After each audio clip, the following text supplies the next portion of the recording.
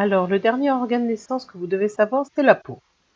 La peau, donc, la peau, elle est constituée de 2 couches c'est assez complexe, comme vous pouvez le voir. Vous n'êtes pas obligé de voir ça, d'accord, d'apprendre ce schéma-là.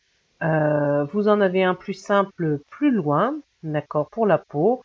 Ça va vous permettre de voir qu'on a de l'épiderme et du derme.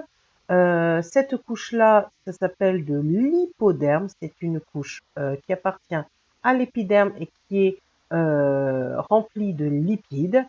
Donc, au début, on va commencer par l'épiderme, donc la couche la plus externe de la peau. Dans la couche la plus externe de la peau, vous avez 2 parties, la partie protection et la partie Malpighi.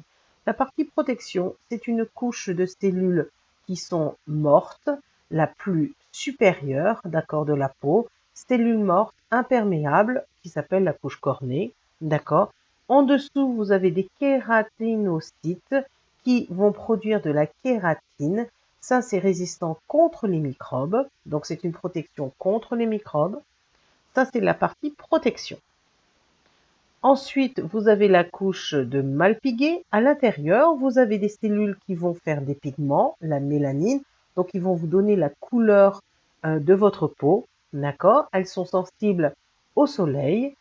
Et la couche la plus profonde de l'épiderme, c'est la couche basale. Cette couche basale, c'est celle qui permet donc de faire des divisions cellulaires, c'est-à-dire de reproduire les cellules, de les multiplier, de faire des mitoses et de renouveler la peau à peu près en moyenne tous les 60 jours. Donc les cellules de la peau de la cornée qui sont tout en haut vont être remplacées grâce à ces cellules-là qui vont monter et vont aller vers l'extérieur et vont devenir mortes, imperméables et après seront enlevées carrément. Dans l'épiderme, qu'est-ce que l'on a aussi? On a de l'hypoderme. Cet hypoderme, on le voit ici, voilà. L'hypoderme, c'est la partie jaune, c'est la barrière qui est entre la peau, ici l'épiderme, et les muscles ou tout ce qui est sensitif. Et c'est une partie de graisse et c'est une réserve d'énergie, c'est aussi un isolant thermique. Maintenant, là, il y a marqué sous le derme, mais c'est sur le derme en fait, parce que vous voyez le derme, il est là.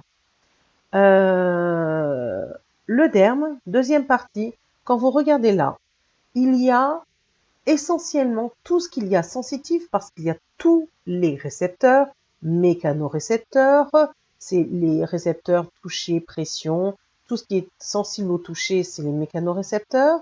Il y a aussi des nerfs, des vaisseaux sanguins.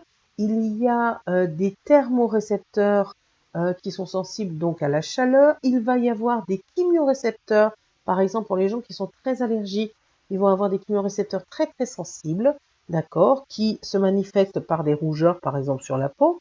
Il y a aussi des glandes sudoripares qui permettent de faire de la sueur et de transpirer.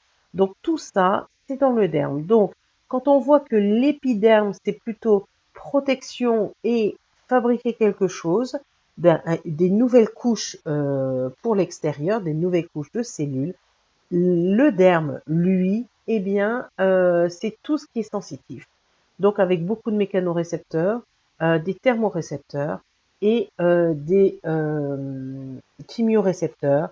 Il y a aussi des nerfs, des vaisseaux, des glandes sudoripares, donc qui permettent de transpirer. Voilà, c'est à peu près tout ce que vous devez savoir. Vous devez savoir dans l'ordre, en fait, ces différentes couches de l'épiderme. N'oubliez pas l'hypoderme et ensuite le derme. Vous avez tout ce qu'il n'y a pas donc dans l'épiderme et qui vous permettent notamment ici de ressentir les choses, soit la pression, soit la chaleur, soit le toucher, soit tout ce qui est allergique. Voilà.